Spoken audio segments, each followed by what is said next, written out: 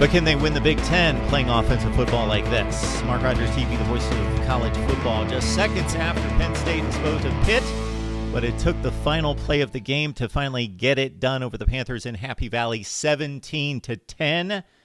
These old rivals had played over 90 games in their series, had not played each other since 1999 until 4 seasons ago. They have played 4 consecutive years. Penn State has now won the last 3. Of course, they lost to Pitt by 3 points back at the beginning of 2016, but that sparked the run to the Rose Bowl in the Big Ten Championship. And again, Penn State with routes the last 2 years, including 51-6 last year, 18-point favorite in this one. But they had to sweat it out until the final play of the game, and the defense did what it did the entire day, and that's make the play when they needed to, with Pitt knocking on the red zone, down 1 score and throwing the ball into the end zone. But Penn State survives 17-10. The Nittany Lions now lead this long-standing series 54-43, but this is the final game on the books in this series.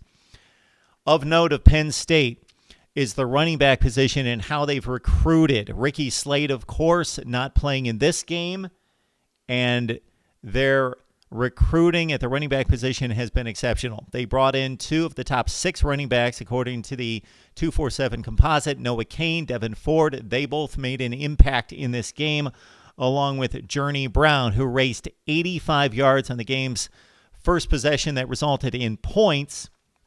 Next play, though, after the 85-yard scamper by Journey Brown, which was an exceptional run in the open field, breaking tackles, reversing field, cutting against the grain, Sean Clifford, bad decision, picked off. Paris Ford brought it back 52 yards for Pitt, but there was pass interference called against Cam Bright. It was a good call by the official, but it was a bad decision by Sean Clifford, throwing the ball in harm's way down the middle a little bit late, and 2 Pitt defenders in the way. Ford makes the pick, but Bright makes the PI. So Penn State did cash in, courtesy Devin Ford, one of the 2 high-recruited running backs. 7-0 Nittany Lions. But the Penn State defense bent a little bit on this day, but certainly not against the run. Pitt, that has prided itself down through the years and the decades on running the football and hard-nosed defense, and under Pat Narduzzi, certainly that's been the approach, but this is a completely transformed Pitt offense. They are going spread formation, get the ball in space, get it to the playmakers. Kenny Pickett, I don't know that he's the guy to pull this off. Outside of the service academies and Georgia Tech, Kenny Pickett has thrown the ball, I am guessing here, I think I'm pretty accurate, less than any quarterback in the country in 2017 and 18. He won the job at the end of 17. And in 2018, check out the game logs. Kenny Pickett usually asked to pass the ball between 16 and 22 times per game. Put it up in this one 51 times, and they only scored 10 points. 51 pass attempts for Kenny Pickett as they have revamped the offense, and they're trying to bring it up to date. But the productivity on the field has not been there. They only scored like 20 points against Ohio last week. So the Penn State defense, again, bent a little bit. So, for example, on Pitt's first scoring drive, their 3rd or 4th possession of the day, 18 plays, 85 yards, but they bogged down in the red zone, kicked a field goal. Penn State led at 7-3.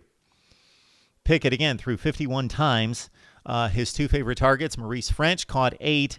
Taser Mack, we'll talk a little bit more about him because he made 2 exceptional catches that kept Pitt in the game. They went on a 78-yard touchdown drive, and Pitt led it 10-7. Some Penn State history for you to report. Jordan Strout ripped off a 57-yard field goal. That's the longest in school history, and we were knotted at 10 at halftime.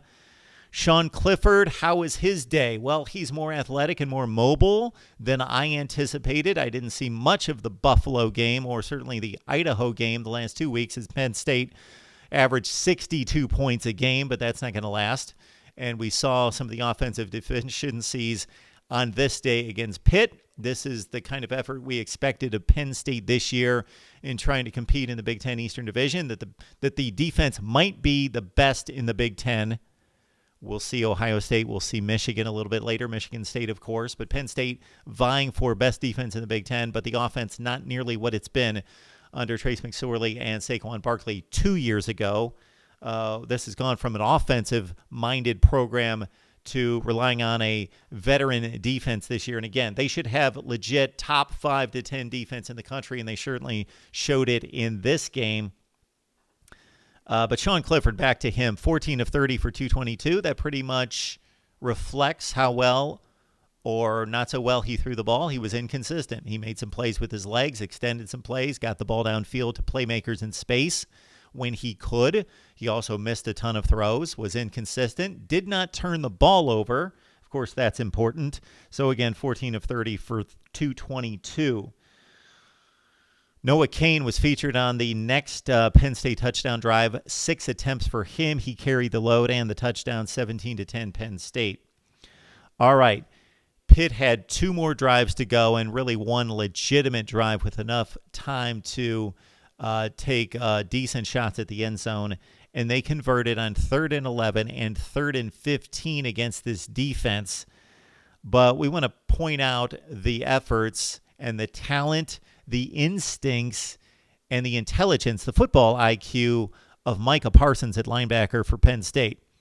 5-star recruit, has certainly lived up to the bill. He had 6 tackles just in the first half, a number of tackles for loss, and he just made a number of plays that forced 3-and-outs, that forced punts for Pitt in this game. Cam Brown on a key 3rd down play down near the goal line when it was 3rd and goal, forced Kenny Pickett out of the pocket as he shot the gap. Pickett had to throw it away, or actually tried to get it to one of 2 receivers who were somewhat open, threw the ball between them. And Cam Brown, Micah Parsons, and the rest of the Penn State defense doing the job on this day continuously in the red zone. And on this particular series, 4th and goal from the 2. So there's less than 5 minutes left in the game. 4th and 2 from the 2-yard line, 4th and goal. Down 17-10. What do? I go for the touchdown. I go for the touchdown there. I do understand that if you kick the field goal, then the next time if you score a touchdown, then you can win. But you still have to score a touchdown. The field goal does not get you within a field goal. And there's going to be well under 3 minutes left on the clock, even if you get a 3-and-out. But the one positive, if you get stopped, Penn State takes over at its own 2-yard line, but they do have the ball with 4 minutes left on the clock. Pitt goes for the field goal. Again, I don't agree with the logic. I don't agree with the strategy or the decision, but I understand it. There is an argument to be made there. Pitt clanks it off the upright, missed the field goal. They're still down 17-10. They force the punt so they get the ball back, but they did give up a 1st down or 2 in the process. Didn't have any timeouts left, only had a minute left, but they hit the big play again to Taser Mack. So Taser Mack on the drive that got them down to the 2-yard line made a ridiculous catch against 2 Penn State defenders down near the goal line, brought it in, was juggling the ball, high-pointed it, then was juggling, pinned it against his chest, brought it down at the 1-yard line. They couldn't score.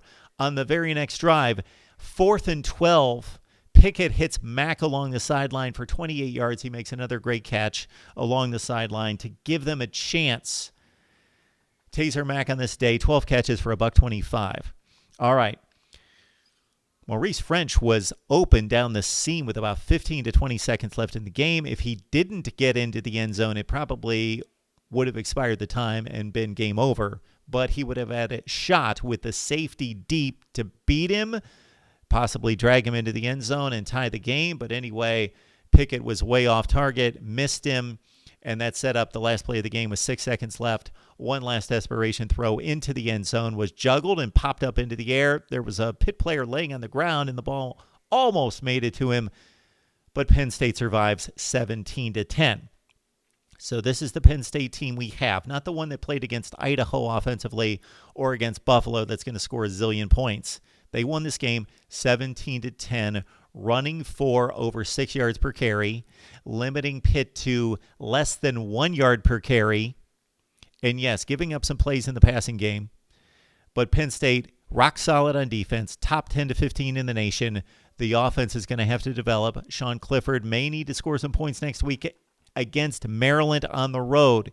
Interesting matchup for the Nittany Lions here as they dive into Big Ten play. Maryland scored 63 against Syracuse. Is Syracuse that awful? I don't believe so. I don't think they're their 2018 team. But Maryland came back down to earth with only 17 points in a loss against Temple today. So that's Penn State's Big Ten opener. For Pitt, it's a date against UCF, who's been brutal to Pitt over the last couple seasons. And, of course, Pitt already has a coastal loss against Virginia, so they've got to start winning games. But, of course, a non-ACC game against UCF at home next week. Your thoughts on Penn State and their attempts, their odds of making noise in the Big Ten Eastern Division? And how about Pitt? They won the Coastal last year at 6-2, but they've already got a loss in ACC play. Would love to get your comments on Pitt and Penn State right here at the Voice of College Football, Mark Rogers TV. And if you grab the link in the description section below, you can get my predictions, my weekly predictions, 31-20 against the spread coming into this week 3. And I got this one right with Pitt as a 17.5-point dog. I took the Panthers. Penn State to win the game, Pitt plus the points. So please grab the link and get my predictions each and every week right here at Mark Rogers TV, the voice of college football. We will see you with more instant analysis real soon.